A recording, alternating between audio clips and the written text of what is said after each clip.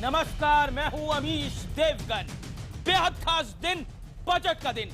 आज आर पार में हम आपको बजट की पूरी ABCD समझाने वाले हैं, क्योंकि इस बजट में बेईमानों और भ्रष्टाचारियों को रुलाने का पूरा प्रावधान यानी इंतजाम कर दिया गया है। उसको भी हम समझाएंगे आपको। और लंबी लाइनों में खड़े होकर मोदी सरकार के नोटबंदी का साथ देने वाली देश की आम जनता को खुश करने की भरपूर कोशिश हुई है। स्वास्थ्य से लेकर शिक्षा तक, हाईवे से लेकर आईवे तक यानी इंटरनेट वे तक, हर बात का ख्याल रखने की पुरजोर कोशिश हुई है।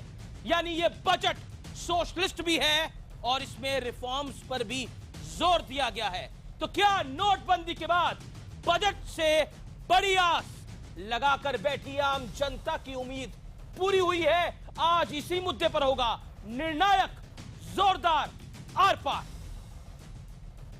ये एक ऐसा बजट है जो गरीब को सशक्त बनाएगा, बुनियादी ढांचे को और मजबूत भी बनाएगा, गति भी देगा, हर किसी की उम्मीदों को अवसर देगा। बजट के पीछे जो उद्देश्य था वो बिल्कुल स्पष्ट था। जिस दिशा में हम लोग पिछले कुछ वर्षों से जा रहे हैं, उस दिशा को बरकरार रखना और मजबूत करना।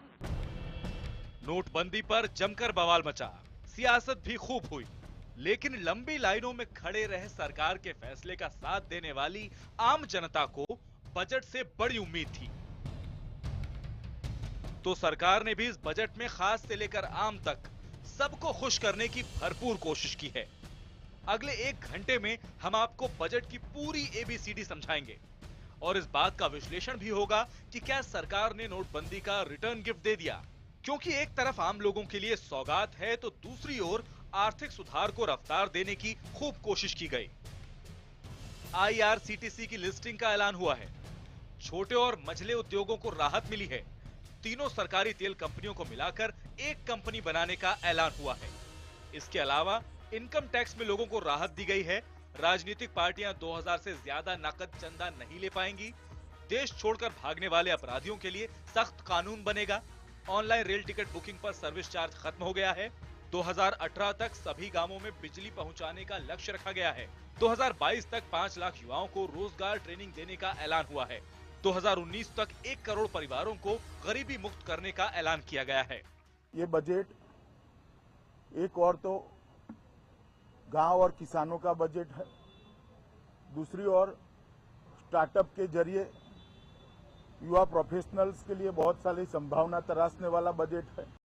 लेकिन बजट पर सियासत भी जमकर हो रही है। राहुल गांधी ने इस बजट को सिर्फ शेरों शायरी वाला बजट कहा है।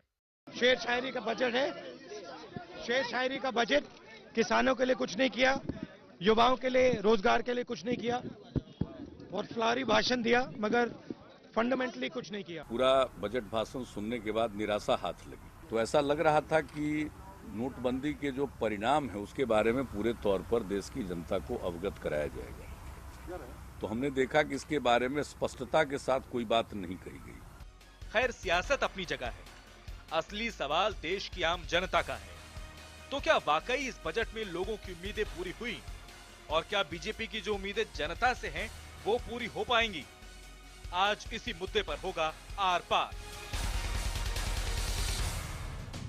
बजट 2017 नोटबंदी का return gift with a question mark tonight. और आर पार और मेरे साथ बड़े मेहमान भी जुड़ेंगे, लेकिन पहले विश्लेषण जिसका आपको इंतजार रहता है। बजट के दिन आर पार का विश्लेषण जोरदार होगा। जैसा आप जानते हैं, हमने कम शब्दों में आपको बहुत सी बातें समझाने की कोशिश करी है। इनकम टैक्स में राहत से लोगों के लिए एक बड़ी सौगात है।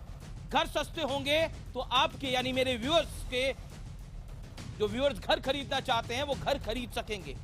किसानों की इनकम 5 साल में दोगुनी की जाएगी।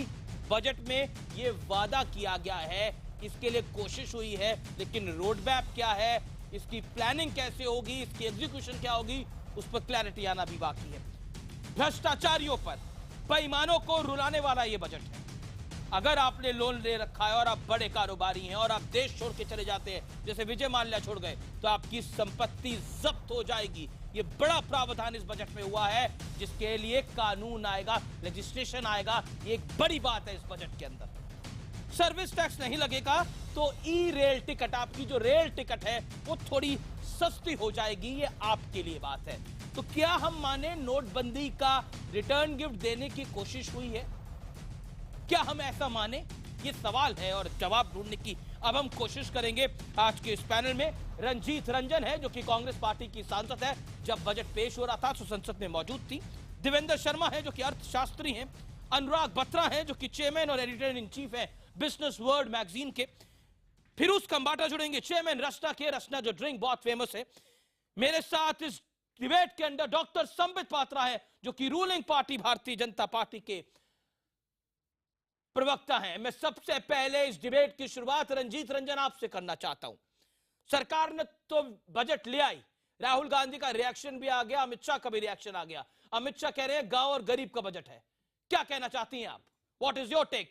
My straight question to you tonight, Ranjit Ranjan. देखिए एक बहुत सुनहरा मौका था, फुल मेजॉरिटी में थे और वो बहुत अच्छा बजट दे सकते थे जी। लेकिन खोदा पहाड़ निकली चुहिया, जो हमेशा से ये करते आए हैं। देखिए देश को बहुत उम्मीद थी डीमोनेटाइजेशन के बाद, जो इन्होंने कहा कि काला धन वापस आएगा, भ्रष्टाचार मुक्त होगा, जो पैसा आएगा उसको हम इंफ्रास्ट्रक्चर में लगाएंगे। तो बहुत पूरे देश के साथ विपक्ष को ये उम्मीद थी कि बजट में फाइनेंस मिनिस्टर बताएंगे कि आखिर नोटबंदी किसके लिए की थी, किसानों के लिए की थी, गरीबों के लिए की थी, काले धन के लिए की थी, फेक करेंसी के लिए की थी, कि भ्रष्टाचार के लिए की थी। अगर वो पैसा आया तो कहाँ है और क्या करेंगे? प्लीज मेरी बात प्लीज मेरा छोटा सा पॉइंट है, रंजीत जी, मेरा एक छोटा सा पॉइंट। बाद में पॉइंट कीजिएगा, ठीक है, पहले मुझे बोलने दीजिए। आप 20 सेकंड ले लीजिए, फिर मैं अपना पॉइंट बोल दूंगा। 20 सेकंड ले लीजिए आप। और यस, पहला मौका आपको दिया। आज जिस तरह से बजट पेश हुआ, आप टैक्स की छूट की बात कर रहे हैं। क्या टैक्स की छूट दी है? हम लोगों को उम्मीद थी, आम आदमी को उम्मीद थी कि शायद 4 से 4.5 लाख किया जाएगा। आपने 2.5 लाख को एज इट इज किया, 3 से 5 लाख को 5% का डिविडेंड दिया, मान गए। उसके बाद 50 से 1 करोड़ वालों को आपने 10% सरचार्ज लगा दिया। जो 5% का डिविडेंड दिया उसमें 15,000 करोड़ का तकरीबन आपको जो भार था वो फिर उन्हीं से ले लिया जो लोग टैक्स पे हैं। अब आप कहोगे कि 50 लाख सालाना कमाने वाले, प्लीज सुनिए, कि बहुत अमीर है, लेकिन ये उस तरह का भार है जो मिडिल क्लास को नोटबंदी में लाइनों में मोटा माटी अगर मैं आपकी बात को समझूं तो इस बजट में कुछ नहीं किया सरकार ने, सिर्फ आंकड़ों की लीपापोती करी, इसको अच्छा दिखाने की भरपूर कोशिश करी, लेकिन उतना अच्छा बजट ये है नहीं। कुल मिलाकर आप ये कहना चाह रही हैं, एम आई राइट? प्लीज, या तो आप ही मेरे बारे में बोल लीजिए। आप ये कह रही है ना, मैंने आपके बारे में मैं कौन हो तो बोलने हमको वाला अपना पूरा क्लियर करने दिया कीजिए। आप अब खुद ही बोल देते हैं तो हम लोग को क्यों बुलाते हैं? नहीं, मेरा तो कहने का मतलब ये है, आपको तो खुशी होगी बजट में सरकार ने कुछ नहीं किया, बजट में सरकार ने कुछ नहीं किया। जो आपको डर था चुनाव से पहले चुनावी बजट आएगा, ऐसा कुछ नहीं आया, आपको तो खुशी होगी। जी बोलिए मैं एक लाइन में बोल के चली जाऊं? नहीं बोलिए, आप अपनी बात आप अगर पॉइंट, डिबेट में आदमी इसलिए होता है कि पॉइंट की जिरह हो। अगर मैं कह दूं जी भी फेक है जी, मैं जा रही हूं, तो जाऊं मैं, या आप मेरे पॉइंट सुनेंगे? आपका पॉइंट सुनने के लिए आपको डिबेट में आदमी पॉइंट ओपनिंग रिमार्क्स आपको दिए, तो फिर प्लीज सुनिए, बोलिए। 30 सेकंड और लीजिए आप। स्किल इंडिया की बात की, कौशल इंडिया की बात की, रेलवे की बात की। आपने बोला सेफ्टी के लिए 1 लाख करोड़ दिया, वो 5 साल के लिए दिया, 1 ईयर के लिए नहीं दिया। वहां जरूरत थी स्टाफ, जो 1,40,000 स्टाफ की वैकेंसी है उसको भरने की जरूरत थी, आपने वहां पर कुछ नहीं किया। ये सीधी तरह से आप देखेंगे तो एक तरह से लोगों को झुंझुना पकड़ाया। और जो आर्थिक मंदी हुई 35% तक, आपका आर्थिक सलाहकार बोल रहा है कि 35% तक नौकरियां चली गई हैं, कृषि आय नीचे चली गई है, और आपका आर्थिक सलाहकार कह रहा है कि आगे नोटबंदी से ये अव्यवस्था अच्छी होगी कि नहीं, इसका पैसिफिक आंसर नहीं है। फाइनेंस मिनिस्टर की जिम्मेदारी नहीं थी इस बात को बताएं? यानी कुल मिलाकर जो आपका डर था कि चुनावी बजट आएगा, ऐसा कुछ नहीं आया। बीजेपी की सरकार ने मौका गवा दिया है। मैं सीधा रुख करता हूं संबित पात्रा का। संबित पात्रा, बीजेपी प्रेसिडेंट अमित शाह, बड़ा क्लेम, ये किसान और गरीब का बजट है। इसके पीछे तथ्य क्या है? पहला पॉइंट। दूसरा पॉइंट, प्रधानमंत्री नरेंद्र मोदी बोलते हैं कि यह बजट हाईवे के लिए भी है, यानी इंटरनेट वेज के लिए भी है और हाईवेज के लिए भी है, यानी इस बजट ने एक ब्रिज का काम किया है। लेकिन कांग्रेस वाइस प्रेसिडेंट राहुल गांधी बोलते हैं कि इस बजट में शेरो शायरी के अलावा कुछ नहीं था। रंजीत रंजन कह रही है कि इस बजट में कर तो बहुत कुछ सकते थे, लेकिन कुछ भी नहीं करा आप लोगों ने। बताइए क्यों नहीं कुछ करा? संबित पात्रा। देखिए, राहुल जी के और रंजीत जी के प्रश्नों का उत्तर मैं बाद में दूंगा, पहले मैं आपके प्रश्नों का उत्तर दे दूं। प्रथम है, आपने कहा ये गरीबों के लिए बजट क्यों है। देखिए, यहाँ हम पैनल में बैठे हैं, मैं सबको बसंत पंचमी की शुभकामनाएं देता हूं और मैं ये कहूंगा कि आज का जो बजट आया है ये हिंदुस्तान की अर्थनीति का बसंत का शुरुआत है।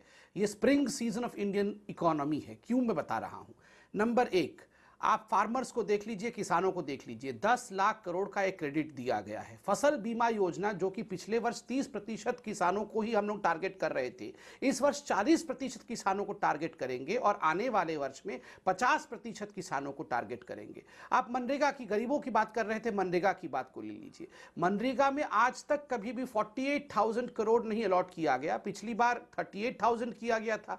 कांग्रेस के समय भी 38,000 हुआ था। तो कांग्रेस को आज उत्तर दिया अरुण जेटली जी ने कि उसमें मात्र आपने खर्चा किया था 29,000 करोड़, मगर हमने 38,000 करोड़ दिया, उसमें खर्चा भी हमने पूरा किया है। तो स्वाभाविक रूप से पूरे खर्चे के साथ मनरेगा को आगे बढ़ा रहे हैं। और तीसरी बात आपने कही कि ये ब्रिज कैसे बनता है। देखिए, जहां गरीबों के लिए भी चिंतन किया गया है, वहां पर एमएसएमई को इतना बड़ा टैक्स ब्रेक देकर एक तरह से जो छोटा उद्यमी हैं, जो मिडिल और लोअर एंटरप्राइजेस हैं, उनको किस प्रकार आगे बढ़ाया जाए ताकि 96% जो कंपनी है वो आगे बढ़ेंगे, तो हमारा नौजवान आगे बढ़ेगा, हमारा इनोवेशन आगे बढ़ेगा, रोजगार आगे बढ़ेगा। और जहां तक राहुल गांधी सेटिस्फाइड नहीं है। नहीं, रंजीत जी हमारी बहन है।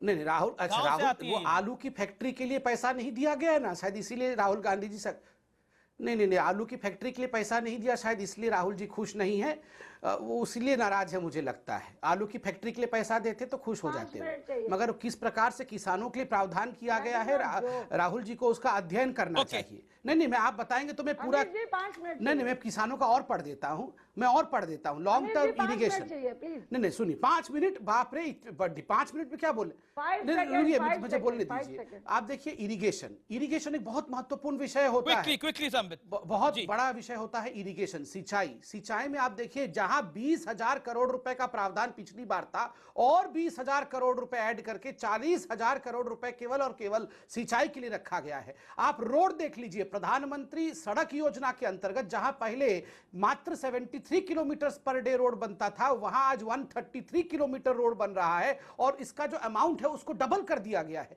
इंफ्रास्ट्रक्चर में लगभग 4 लाख करोड़ रुपया पंप कर दिया गया है। और फिर भी आदरणीय राहुल गांधी जी कुछ देख नहीं पाए, तो मैं क्या करूं? मेरा जो डिबेट का पॉइंट है, संबित पात्रा, मेरा जो डिबेट का पॉइंट है, मैं बिल्कुल Ranjit Ranjan, I promise I will come to you. मेरा जो डिबेट का पॉइंट है, क्या आपने नोटबंदी का रिटर्न गिफ्ट इस देश की जनता को दिया है? इसके ऊपर आपका सबसे बड़ा पॉइंट क्या, बताइए मुझे। बिल्कुल, क्या दिया है? देखिए, नंबर 1, नोटबंदी के विषय में आज खुद वित्त मंत्री जी ने बहुत कॉम्प्रिहेंसिवली अपने विषय को रखा। नंबर 1 गिफ्ट, आप एमएसएमई को देख लीजिए। एमएसएमई में 30% से 25% जो टैक्स ब्रेक दिया गया है, ये पैसा कहां से आएगा? जो मिडिल क्लास के लिए, जो सैलरीड क्लास के लिए, जो बिल्कुल सच्चाई के साथ टैक्स भरते थे, ये जो 2.5 से 5 लाख के ब्रैकेट के बीच में आते थे, उनको जो पैसा दिया गया, उसके बाबत अभी रंजीत जी ठीक कह रही थी, 15,500 करोड़ का जो उसमें नुकसान होगा, वो पैसा कहां से आया? तो जनता ने ये पैसा दिया है। नोटबंदी के माध्यम से जो पैसा आया है, उसका इस्तेमाल इस प्रकार से किया गया है। 4 लाख करोड़ रुपए जो गरीब बंधुओं के लिए काउंटर करना चाह रही है। ओके, नोटबंदी के कारण से ही आया है। ओके, बीजेपी का कहना है 4 लाख करोड़ इंफ्रास्ट्रक्चर में, किसानों को 1 लाख करोड़ का बढ़ा के पैसा देना और लोगों को टैक्स रिबेट देना और उसके साथ साथ डिजिटल इंडिया में पैसा देना। नोटबंदी का रिटर्न गिफ्ट है मोदी सरकार का। MSME, your point taken. MSME भी नोटबंदी का रिटर्न गिफ्ट है नरेंद्र मोदी सरकार का। Now Ranjit Ranjan, respond to this point. Ranjit Ranjan, over to you, आपका टाइम है, बताइए quickly. Then Anurag Batra and Devendra बोला प्लीज सुनिए, मनरेगा का बोला, जो बोल रहे हैं 48,000 और 38,000, पहले मैं उसको क्लियर कर दूं। पिछले साल ने 38,000 दिया, खर्च हुआ 58,000। और इस बार नोटबंदी के बाद जो गांव में उद्योग धंधे, छोटे कुटीर उद्योग बंद हुए, आपने मनरेगा का पैसा कम दिया, उसके अकॉर्डिंग आपको ज्यादा देना था। संबित जी, आपको पूरा पढ़ के आना चाहिए था। और जिस किसान की आप बात कर रहे हैं, 20 दिसंबर 2015 में, आप प्लीज सुनिए ना, आप सुप्रीम कोर्ट गए हैं कि जो हम बायोलॉज में बोल के आए थे एमएसपी 50% बढ़ाएंगे, हम नहीं बढ़ा सकते। अब आप कह रहे हैं 1 करोड़ गरीबों को हम गरीबी से मुक्त करेंगे, लेकिन आप उसको खाना देने में मयस्कर नहीं है। तो आप थोड़ा सा चेंज हो, जो इम्प्लीमेंट कर सकते हैं उसके बारे में बोलिए। आज सिर्फ राहुल गांधी या कांग्रेस बोल के आप बच नहीं सकते। 3 साल हो गए हैं, आप पैसिफिक आंसर दे, पैसिफिक आंसर दे। रंजीत रंजन, एक स्पेसिफिक क्वेश्चन आपके लिए। बाद जितना नुकसान हुआ है, उसके बाद आप इस भरपाई को किस तरह से करेंगे? लेकिन 48 नहीं, आपने बोला मनरेगा में पैसा नहीं दिया है। मनरेगा में तो पिछली बारी से ज्यादा पैसा दिया है। मनरेगा के लिए 48,000 करोड़ रुपए खर्च करे जाएंगे। अमित जी, इसको क्लियर करूं, 38,000 दिया, 58,000 खर्च हुआ, उसको बढ़ाया। और इस बार 58,000 से ज्यादा देना था, क्योंकि नोटबंदी के बाद गांव में रोजगार और घटा। ओके, ठीक है, आपने अपना पॉइंट रख लिया। संबित पात्रा, 20 सेकंड का मतलब 20 सेकंड का जवाब दे दीजिए। अनुराग बत्रा, देवेंद्र शर्मा और फिरोज खंबाटा। देखिए अरुण, आप, मैं आपको कहता हूं कि आप सुन लीजिए रंजिता जी, आप अभी एक काम करिए, वो स्पीच निकालिए अरुण जी का, वो वीडियो निकालिए। अरुण जी ने कहा था 47,000 खर्चा हुआ, हम 48,000 दे रहे हैं। तो इसको यहाँ गलत तरीके से प्रस्तुत ना किया जाए। आम लोगों के लिए बताइए संबित पात्रा, जो आम लोगों के पॉइंट रखे तो कैसे पैसा। मैडम बिल्कुल मैं बता रहा हूँ, बिल्कुल मैडम, मैं अभी बता देता हूँ। आप देखिए गरीबों को क्या दिया, मैं एक उदाहरण देता हूँ। पहले जो डायरेक्ट बेनिफिट ट्रांसफर होता था, पैसा, राजीव जी खुद कहते थे, पैसा ऊपर से चलता था, 1 रुपया 20 पैसे नीचे पहुंचता था गरीब के हाथ में। कल खुद राष्ट्रपति के अभिभाषण में राष्ट्रपति जी ने क्या कहा, 36,000 करोड़ रुपए डायरेक्ट बेनिफिट ट्रांसफर के कारण गरीबों का बच गया, बिचौलिए उसे खा नहीं पाए। सरकार और जो बिचौलिए करप्शन के कारण गरीबों का पैसा खा जाते थे, वो गरीबों तक 36,000 करोड़ रुपया कोई छोटी रकम है क्या? आप सोच के देखिए कितनी बचत ये सरकार कर रही है और गरीबों का हक गरीबों तक पहुंचा रही है। अब मैं कॉमन मैन पे आता हूं, मैं देवेंद्र शर्मा का रुख करता हूं। देवेंद्र शर्मा, आम आदमी के लिहाज से हम बात करें, इस देश में नोटबंदी हुई, नोटबंदी के बाद ये पहला बजट, इसको बूस्टर बजट भी कहा जा रहा है। कहा जा रहा है कि रिफॉर्म्स भी हैं, सोशलिस्ट अप्रोच भी है, और इस बजट में आम आदमी के लिए, यानी जो मेरा आम व्यूअर है, उसके लिए एक राहत का प्रावधान भी किया गया है। और साथ ही साथ जो बेईमान है, जो चोर है, जो भ्रष्टाचारी है, जो इस देश का पैसा बाहर ले जाने की कोशिश करता है, उसकी एसेट्स को भी फ्रीज करने का प्रावधान किया गया है। अगर हम बजट के फाइन प्रिंट को देखें और समझने की कोशिश करें, तो आपको 3 अच्छी बातें इस बजट में कौन सी दिखाई देती हैं और 3 बुरी बातें इस बजट में क्या दिखाई देती हैं जो मिसिंग है? Quickly 40 seconds, Devendra Sharma. देखिए, पहले तो मुझे आपका सवाल बहुत अच्छा लगा कि क्या ये रिटर्न गिफ्ट है देश को, क्योंकि देश इतने लाइनों में खड़ा था। तो ये तो आपने बिल्कुल ठीक कहा कि रिटर्न गिफ्ट मिली है तो सिर्फ मिडिल क्लास को मिली है। वो लाइनों में खड़े थे, उनको तो आपने राहत दे दी है। लेकिन जहां तक कि हम जानते हैं कि इनफॉर्मल सेक्टर जो है, जिसमें मजदूर, किसान, ये सब लोग आते हैं, सबसे ज्यादा हिट ये हुए थे, और इनको हम एक्सपेक्ट कर रहे थे कि कोई राहत मिलेगी, इनको रिटर्न गिफ्ट मिलेगा। लेकिन जहां तक मेरा पढ़ना है बजट डॉक्यूमेंट्स का, उनको तो बिल्कुल उससे वंचित रखा गया है।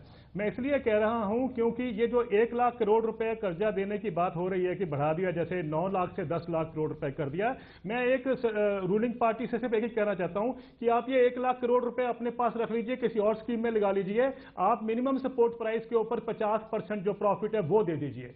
वाकई अगर आप देश में चाहते कि किसानों का भला हो तो मिनिमम सपोर्ट प्राइस, अभी ये MS स्वामीनाथन साहब का भी मैं ट्वीट पढ़ रहा था, उन्होंने लिखा है कि ये बिल्कुल एप्ट टाइम था कि आप नेशनल कमीशन फॉर एग्रीकल्चर की रिपोर्ट, जिसमें ये कहा गया है कि मिनिमम सपोर्ट प्राइस और 50% प्रॉफिट देंगे, वो देंगे। तो वो होता रिटर्न गिफ्ट अगर किसानों को देनी होती तो।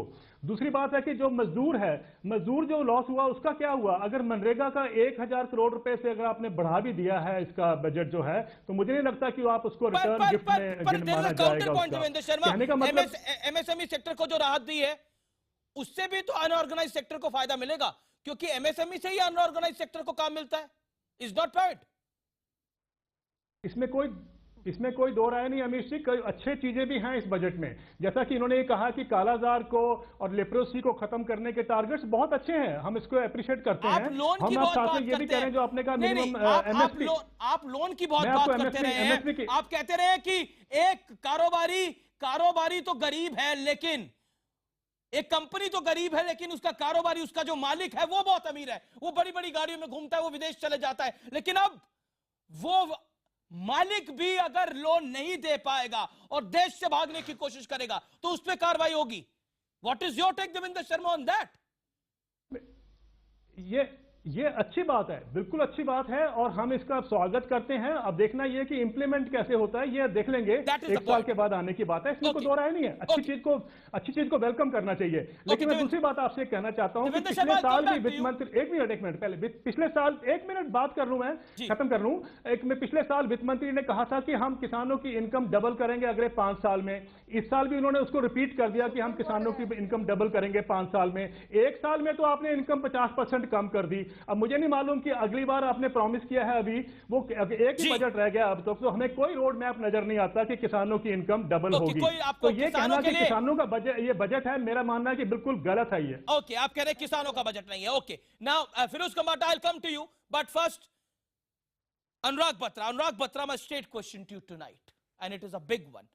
क्या आपको लगता है इस बजट के अंदर पॉलिटिकल मैसेज देने की कोशिश हुई, या फिर आपको लगता है नोटबंदी का बजट, नोटबंदी के बाद का यह बजट, नोटबंदी में जो लोगों को तकलीफ हुई उसका रिटर्न गिफ्ट देने की कोशिश हुई? पहले सीधा आंसर यह है कि बजट हमेशा एक इकोनॉमिक एक्सरसाइज है, बट एक पॉलिटिकल एक्सरसाइज भी है। और जब इलेक्शंस आ रहे हो तो उसमें एक पॉलिटिकल कॉन्स्टिट्यूएंसी को एड्रेस करना पड़ेगा, देश के लोगों को एड्रेस करना पड़ेगा। मैं कहना चाहूंगा ये भारत का बजट है, ये इंडिया का बजट नहीं है। शर्मा जी कह रहे हैं कि किसानों को ज्यादा मिलना चाहिए, जरूर मिलना चाहिए, बट वित्त मंत्री ने अपनी speech, and I am not being symbolic, किसानों से शुरू की, वो पहला आइटम है। और मैं 3 चीजें गिनाना चाहूंगा जो सिग्निफिकेंट है। पहली बात कि जो टैक्स का दायरा है उसको बढ़ाया गया, जिससे हो सकता है 3.25% हिंदुस्तानियों के अलावा 3, 4, 5, 7% और आए, जिससे टैक्स बैग डबल होगा और देश के पास ज्यादा पैसा आएगा, देश की सरकार के पास ज्यादा पैसा आएगा। पॉइंट नंबर 2, दूसरी बात है एसएमई। ये जॉब क्रिएशन की राहुल गांधी जी भी बात कर रहे थे, सब बात कर रहे हैं कि जॉब कम हो रही है। तो अगर एमएसएमई को 5% का फायदा मिलेगा तो उससे और वो वापस काम में लगाएंगे और जॉब्स क्रिएट होंगी। तीसरी बात, ये जो आपने मेंशन किया, ये कि जो लोग अपनी कंपनी को दिवालिया निकाल करके सरकार का या बैंकों का पैसा नहीं देते और चले जाते, प्रमोटर बट सिक कंपनी, वो बहुत बड़ा मैसेज है कि ऐसा नहीं चलेगा, और वो इन्वेस्टर्स के लिए बहुत अच्छा है। और ये एफआईपीबी को भी अबॉलिश करना, एफआईपीबी बोर्ड को अबॉलिश करना, ये भी बहुत सिंबॉलिक है of ease of doing business. Last but not the least, infrastructure एक ऐसा बिजनेस है जिसमें अगर आप 4 लाख करोड़ रुपए लगाएंगे सिस्टम में डालेंगे तो उससे जॉब्स क्रिएट होंगी, उससे islands of economic excellence create होंगी। तो आप यस, इस बजट में और भी ज्यादा अपेक्षाएं थी हर सेक्टर को, वो सारी पूरी नहीं हुई है, लेकिन मैं कहूंगा वित्त मंत्री ने थम्स अप और thumbs down, thumbs up social sector को दिया है, इकोनॉमिकली कॉर्पोरेट्स को दिया है, और फिस्कल प्रूडेंस रखी है, तो मैं तो इसको थम्स अप देना चाहूंगा। फिर उसका बाटा थम्स अप और thumbs down for this budget. क्या आपको लगता है ये बजट हिस्टोरिक है आम आदमी के लिहाज से, नॉट एज अ कॉर्पोरेट? आप कॉर्पोरेट है, लेकिन आज आप आर पार में एक आम हिंदुस्तानी के तौर पर बैठे हैं, एक आम हिंदुस्तानी के तौर पर आपको ये बजट मजबूत लगता है, कमजोर लगता है? बताइए आप मुझे, एक आम हिंदुस्तानी के तौर पर, not as a chairman of Rasna. पहले मैं हिंदुस्तानी हूँ, तभी हिंदुस्तानी हूँ, तभी बिजनेसमैन हूँ, और हिंदुस्तानी की तरह ही कहूंगा कि ये सही बजट है, राइट डायरेक्शन में है। पर इसमें यह है कि हमारी उम्मीदें बहुत बढ़ गई थी, क्योंकि ये डिमोनेटाइजेशन ऐसा बोल्ड मूव था कि हम लोग सोच रहे थे कि बजट भी ऐसा और बोल्ड मूव लाएगा, तो हमारा एपिटाइट बढ़ गया था। और वो एपिटाइट जो इतना बढ़ गया था कि जो मिला है वो हमको कम लग रहा है। जो मिला है कम लग रहा है। और इसी में भी आपके जो क्वेश्चन थे, जो मैं थोड़ा एनालाइज भी कर रहा था जी, पर आप मेरे को 2 मिनट सुनिए, मैं थोड़ा समझाना चाहूंगा। हमने जो बात की, हटके भी बहुत सी चीजें हैं बजट में जो हमको और देखनी चाहिए। रूरल को तो डेफिनेटली फायदा मिला है, मैं उसके लिए एक अंतराल लेता हूं, मैं ब्रेक के बाद आपकी वो राय सुनूंगा, एक अंतराल ले लेता हूं, एक ब्रेक ले लेता हूं। लेकिन नोटबंदी के बाद इस महा बजट पर महाबहस आर पार में हो रही है और ब्रेक के बाद मेरे साथ केंद्रीय मंत्री भी होंगे एक अब से कुछ मिनटों बाद। आप देखते रहिए आर पार, क्योंकि आज की बहस आपके लिए है, क्योंकि हम आपको बजट की ABCD सब समझा रहे हैं।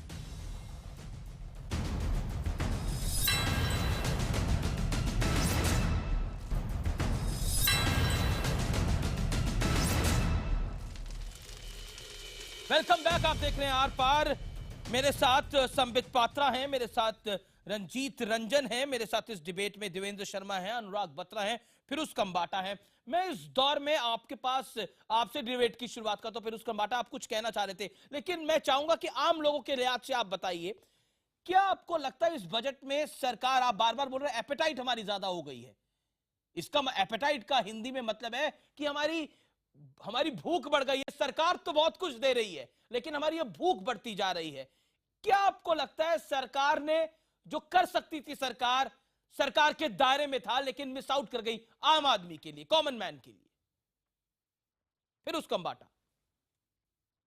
पहले एक हिंदुस्तानी की तरह एक सरकार ने बोल्ड मूव लिया है, वो है पॉलिटिकल फंडिंग का रिफॉर्म। कि जो 20,000 तक वो जो पैसे देते थे, नाम दिए बिना एनोमिस देते थे, अभी वो 2,000 लिमिट कर दी है, कैश की लिमिट। वो बहुत अच्छी काम किया है। इससे क्या होगा कि थोड़ा ट्रांसपेरेंसी आएगा।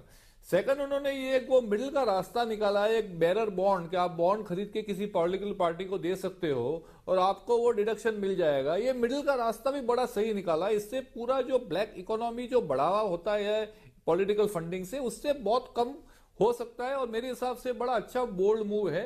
और एज आम आदमी हमको इसको भी थोड़ा सहलाना चाहिए कि पॉलिटिकल पार्टीज ने ये मूव लिया। सेकंड, जो मैं सोच रहा था कि जो डिजिटल इकोनॉमी की बात करते हैं, ऑनेस्ट टैक्स पेयर की बात करते हैं, तो उनको क्या फायदा मिला बजट में? हम लोग एक चीज भूल रहे हैं कि डिजिटल इकोनॉमी में एक बहुत बड़ी चीज है सर्विस टैक्स। अब IRTC का पेमेंट करते हो तो आपने बोला डिजिटल इकोनॉमी में पेमेंट करोगे तो आपको सर्विस टैक्स मुक्त मिलेगा।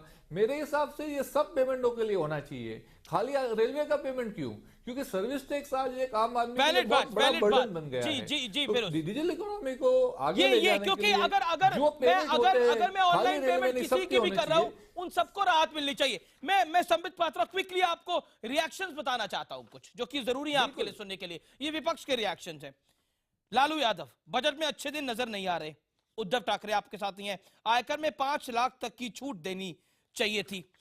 अगर हम उद्योगपतियों की बात करें तो राहुल बजाज ने कहा है कि बजट निवेश को आकर्षित और विकास को रफ्तार देगा। चंदा कोचर, जो कि CEO है ICICI बैंक की, वो कह रही है संतुलित बजट है, अर्थव्यवस्था की जरूरतों को पूरा करेगा। फिर उसका बाटा कह रहे हैं हमारी एपेटाइट बढ़ गई है, इसलिए सारी ऑनलाइन पेमेंट्स के अंदर अगर आप राहत दे देते तो अच्छा होता। लेकिन विपक्ष खास तौर पर, चाहे वो लालू यादव, वो मायावती का रिएक्शन आया कि गरीबों को बगलाने वाला बजट है। बताइए, अब उत्तर प्रदेश में तो चुनाव भी है। संबित पात्रा, दो साइड्स आपके सामने है। देखिए जो विपक्ष है, ये देखिए जो विपक्ष है उसका नाराज होने का कारण तो स्वाभाविक है। वो सोच रहे थे कि वो हमें रोज चिढ़ाएंगे कि पॉलिटिकल फंडिंग पर रिफॉर्म लाओ और हम कुछ नहीं करेंगे। इलेक्शन कमीशन ने कुछ सुझाव दिए थे और इसमें कोई दो मत नहीं है कि इतना बोल्ड कदम कभी किसी प्रधानमंत्री ने नहीं उठाया था। ये जो पॉलिटिकल रिफॉर्म हुआ है, फंडिंग का रिफॉर्म हुआ है, काले धन के ऊपर जो आक्रमण है, इससे कोई बहुत सारी पॉलिटिकल पार्टी जिनको लगता ही नहीं था ऐसा होगा, वो बहुत विचलित है। और मायावती जी भी बहुत विचलित है। नोटों की माला तो चली ही गई थी, अब नोटों की माला के साथ साथ उनको लग रहा है कि अब तो अकाउंट भी दिखाना पड़ेगा, उससे वो बहुत विचलित है। दूसरी बात आप याद रखिए, जहां तक कि पूरे बजट का विषय है, एक बहुत बड़ी बात जो मैं बार बार कहता हूं कि जनता के सामने रखने का यहां रखना चाहिए, वो है विजय माल्या जैसे लोग जो साधारण जनता को ठग के देश से बाहर चले जाते थे और उसके बाद हम हाथ खड़े करके यहां बात करते थे। आज उनके प्रॉपर्टी को कन्फिस्केट करने की जो बात हो रही है, तो ये नोटबंदी के विषय में हम डिबेट कर रहे हैं। तो आप इन सब चीजों को कनेक्ट द डॉट्स, इन सब बिंदुओं को जोड़ के देखें। सरकार बड़ा कंसिस्टेंट है कि हर पॉइंट पे हम कहीं ना कहीं प्रहार करेंगे। 3 लाख तक आप रंजीत रंजन जवाब देना चाहिए। Ranjit Ranjan quick reply, Ranjit Ranjan quick reply, 30 second reply. क्या आपको लगता है ब्लैक मनी पे बड़ा क्रैकडाउन करा गया है, चाहे वो पॉलिटिकल फंडिंग हो, चाहे वो विजय माल्या जैसे भगोड़ों की प्रॉपर्टी जब्त करने का मामला हो? बताइए Ranjit Ranjan, your answer less on that. आपको से विजय, प्लीज सुनिए, बताइए 30 सेकंड। पात्रा जी, आपको से विजय माल्या जी याद आते हैं। नोटबंदी के बाद 18 लाख लोगों के अकाउंट्स की जांच हो रही है, तो आप कह रहे हैं मालवीय जैसे लोगों की करेंगे, लेकिन नोटबंदी के बाद 18 लाख लोगों की आप जांच कर रहे हैं, तो उद्योगपतियों के फॉरेंसिक जांच अकाउंट की क्यों नहीं हो रही है? प्लीज सुनिए, 30 सेकंड है मेरे पास।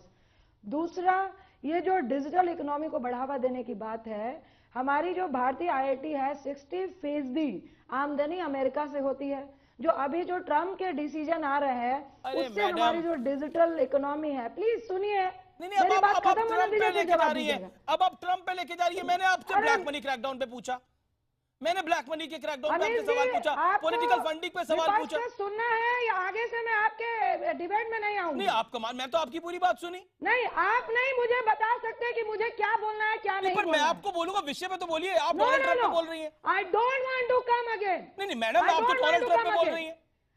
मैं क्या बोलूंगी? मैं आपसे सीख के नहीं आऊंगी। आपको मेरे से सीखने की बिल्कुल जरूरत नहीं है, लेकिन डोनाल्ड ट्रम्प पे मत बोलिए। आप सिखा सकते मुझे। अच्छा ठीक है, आप लीजिए, आप 30 सेकंड लीजिए, फिर भी आप डोनाल्ड ट्रम्प पे बोलिए। योर डिसीजन कि डोनाल्ड ट्रम्प पे ना बोलूं, that is related to budget. Okay पहला आपका ये चैनल देख रही हूँ जो डिबेट करता ही नहीं है। अच्छा, पीयूष गोयल भी मेरे साथ जुड़ गए, केंद्रीय मंत्री करते हैं आप। बताइए क्या कहना चाह रही है? डोनाल्ड ट्रम्प कैसे बजट से रिलेटेड है, समझा दीजिए। आप जवाब कीजिए। नहीं आप मैं को बहुत इंटेलिजेंट है। I don't want to speak. नहीं मैं उतना इंटेलिजेंट नहीं हूं। How Donald Trump is related to budget, please explain me. I don't want to speak. I don't want to speak. You are very intelligent. Okay, अरे Ranjit I don't want to speak. Ranjit ji, Donald Trump, आप बोलिए क्या कहना चाह रही है? 20 second लीजिए। I don't want to speak. मेरे साथ I don't want to speak. चलिए, मेरे साथ पीयूष गोयल भी जुड़ गए हैं। आप हमारे साथ बनी रहिए। मेरे साथ सुनिए, पीयूष गोयल भी मेरे साथ बन गए। Goyal so much. Ranjit Ranjan, hold on, मेरे साथ पीयूष गोयल भी जुड़ गए हैं। पीयूष गोयल साहब, पहला सवाल आपसे मैं यही पूछना चाह रहा हूं। विपक्ष को अभी मायावती का रिएक्शन आया, थोड़ी देर पहले मायावती का रिएक्शन आया, और मायावती ने बोला है उत्तर प्रदेश में चुनाव है कि ये गरीबों के लिए बजट तो बिल्कुल नहीं है। बताइए बाप। भाई अच्छी बात है कि मायावती जी का रिएक्शन आया, पर उनको लगता है 6 घंटे लग गए रिएक्शन देने में। बजट के बाद बड़ी मुश्किल से ढूंढ रही होंगी कि कुछ प्रतिक्रिया करे, पर कुछ मिला नहीं होगा। ये सरकार प्रधानमंत्री मोदी जी के नेतृत्व में, वित्त मंत्री अरुण जेटली जी के 4 बजट्स के द्वारा गरीबों को, किसानों को, युवा महिलाओं को, शोषित वंचित पीड़ित समाज को समर्पित रही है। कंसिस्टेंटली एक के बाद एक ऐसे कदम उठाए गए हैं जिससे गरीब से गरीब व्यक्ति तक जो भी सरकारी आय है उसमें से लाभ पहुंचे। आप इसमें देखेंगे मुद्रा योजना को जोड़ दिया गया है, डबल के करीब उसमें लोनिंग की संभावना है सस्ते दर पे, जिससे सामान्य व्यक्ति को अपने स्वयं रोजगार को, कोई ठेले वाला है, कोई कारपेंटर है, कोई मेसन है, उन सबको मौका मिलेगा कि वो अपने कारोबार को बढ़ा सके। अफोर्डेबल हाउसिंग, आखिर 6 लाख रुपए तक का जो हाउसिंग लोन है, आज उसको 6.5% ब्याज में छूट, नॉर्मल लोन 8.5% पे मिलते हैं, 6.5% छूट कर दो तो मात्र 2-2.25% पे गरीब आदमी आज घर के लिए ऋण ले सकता है और 20 वर्ष में वापस देना है।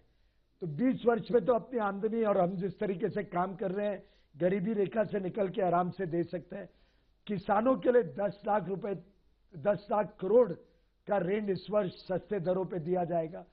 एक प्रकार से गरीब के लिए सोशल सेक्टर डेवलपमेंट हो, ग्रामीण विकास का काम हो, अलग अलग नौकरी के उत्पन्न करने के जो साधन है जिसमें इंफ्रास्ट्रक्चर स्पेंडिंग बहुत बड़ा योगदान देता है, हर प्रकार से मनरेगा में ऐतिहासिक बढ़त 48,000 करोड़। एक मैं समझता हूं प्रधानमंत्री मोदी जी ने अपनी संवेदना गरीब और गांव के प्रति इस बजट में झलकाई है। एक बात बताइए, लेकिन उसके बावजूद लालू यादव का रिएक्शन में पढ़ रहा हूं। लालू यादव कह रहे हैं बजट में अच्छे दिन नजर नहीं आ रहे। राहुल गांधी का बयान कह रहा है कि बजट में कुछ भी नहीं है, ये शेरो शायरी का बजट रहा। कुल मिलाकर ऐसा विपक्ष को लग रहा है कि इस बजट के अंदर नोटबंदी का जो एक बड़ा रिटर्न गिफ्ट आम लोगों को मिलना चाहिए था, गरीबों को मिलना चाहिए था, मिडिल क्लास के लिए तो कुछ कर दिया गया है, लेकिन गरीबों के लिए ज्यादा कुछ नहीं किया गया है, यह बताने की कोशिश है। निश्चित तौर पर चुनाव है, विपक्ष बताने में लगा है कि गरीबों के लिए कुछ नहीं है, और सरकार बताने में लगी है कि गरीबों के लिए सब कुछ है। बताइए। देखिए, माननीय लालू यादव जी को तो जरूर दिखेगा नहीं अच्छे दिन, क्योंकि राजनीतिक फंडिंग पे इस पे प्रहार किया गया है। अब 20,000 के बदले 2,000 के ऊपर जो भी फंडिंग होगी उसको ऑफिशियल डिजिटल या चेक से लेना पड़ेगा। अब स्वाभाविक है लालू यादव जी को तो अच्छे दिन दिखेंगे नहीं, क्योंकि राजनीतिक उनकी विफलताएं सामने आ रही है और उनको दिख रहा है मोदी जी इतना लोकप्रिय होते जा रहे हैं, इतना अच्छा काम कर रहे हैं। नोटबंदी तक को उनके सीनियर पार्टनर ने और मुख्यमंत्री बिहार ने समर्थन किया, तो स्वाभाविक है लालू जी को चिंता होगी उनके राजनीतिक भविष्य के लिए। जहां तक राहुल जी के टिप्पणी का सवाल है, अमित जी उनकी अर्थव्यवस्था और अर्थशास्त्र की समझ झलकाती है कि इतने बड़े बजट में उनको कुछ समझ तो आया नहीं होगा, जो सिर्फ इतना बोल के निकल गए कि ये शेरो शायरी का बजट है। उन्होंने तो समर्थन भी करा, शेरो जो शायरी, पॉलिटिकल फंडिंग पर क्रैकडाउन है उसका समर्थन करा है राहुल गांधी ने। बहुत अच्छी बात है, मैं स्वागत करता हूं और हर एक राजनीतिक दल को जुड़ना चाहिए। राजनीति को हमें साफ सुथरा करना है, जिससे आगे की भविष्य की राजनीति जनता को भी अच्छा लगे कि राजनीति नेता भी ईमानदार रास्ते पे चल रहे हैं। भारतीय जनता पार्टी शुरू से ही बहुत संकल्पित रही थी, हमारे बड़े ट्रांसपेरेंट अकाउंट सिस्टम था, हमारे कार्यकर्ता घर घर जाके हेल्प करते थे। अब सबको ये तो विपक्ष की बात हो गई, ये तो विपक्ष की बात हो गई। लेकिन उद्धव ठाकरे आपके साथी हैं, आपके सहयोगी हैं, वो कह रहे हैं कि इनकम टैक्स की लिमिट 5 लाख कर देनी चाहिए थी। क्या आपको लगता है कि अगर 5 लाख कर देते तो कहीं ना कहीं मिडिल क्लास को, लोअर मिडिल क्लास को एक बड़ी राहत मिल जाती? 30 सेकंड में इसका जवाब पीयूष गोयल साहब। अमित जी, ऐसा है कि उद्धव जी का सुझाव है कि 5 लाख होना चाहिए। हर एक को सुझाव रखने की छूट है और हर एक को और मांग करने की छूट है।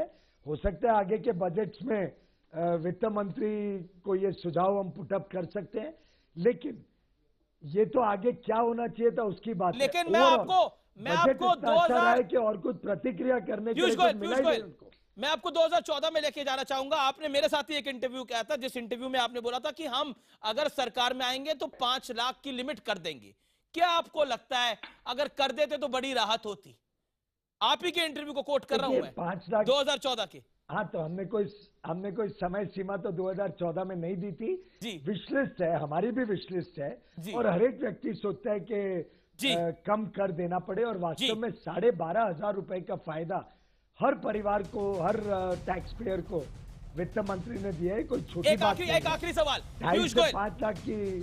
जी, एक आखिरी सवाल। आप बिजली मंत्री है, 1 मई 2018 तक सभी गांव में बिजली, ये कागजी बात है या प्रैक्टिकल होगा? सभी गांव में बिजली। अमित जी, क्या एक भी विषय ऐसा है जिसमें हमने चूक की है अभी तक बिजली क्षेत्र में, या कोयला माइनिंग क्षेत्र में, या नवीकरणीय ऊर्जा में? उल्टे हम उसके बहुत पहले ही करके आपके चैनल पे आके पूरे देश के समक्ष हमारे अचीवमेंट। आप वादा कर रहे हैं देश की जनता से, आप वादा कर रहे हैं कि 1 मई 2018 तक हर गांव में बिजली होगी। ये बड़ा वादा है पीयूष गोयल का। 100% वादा है। प्रधानमंत्री जी ने 1000 दिन दिए थे, हम 1000 से कम दिन में करके ये 18,500 गांव ऐसे हैं जो कोई घने जंगलों में है, माओवादी जंगलों में, कोई बड़े बड़े ऊंचे पहाड़ों के ऊपर है, बड़े मुश्किल गांव हैं।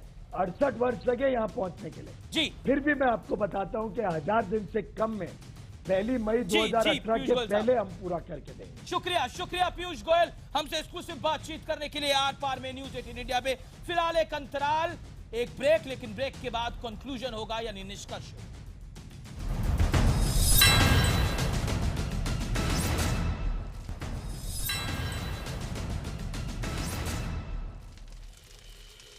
अब आर पार में निष्कर्ष का टाइम है, क्योंकि आज बजट 2017 आया है, इसलिए निष्कर्ष भी बहुत इंपॉर्टेंट है। और आज की डिबेट का कंक्लूजन बजट का कंक्लूजन है। इस बजट में आम लोगों से खास लोगों तक के लिए कुछ ना कुछ जरूर है, लेकिन एक बात जरूर है कि काले धन वालों पर एक बड़ा क्रैकडाउन करने की कोशिश हुई है, और वो खुद से शुरू करा है। पॉलिटिकल पार्टीज की फंडिंग से शुरू करा गया है, जो कि बेहद इंपॉर्टेंट है। आज के बजट में यह है कि जो ईमानदार हैं वो थोड़े खुश हैं, वो ज्यादा खुश हो सकते थे, लेकिन जो बेईमान है वो तो परेशान हैं, इसमें कोई दो राय नहीं। फिलहाल आर पार में इतना ही, लेकिन आप देखते रहिए न्यूज 18 इंडिया, क्योंकि बजट की महाकवरेज लगातार जारी है।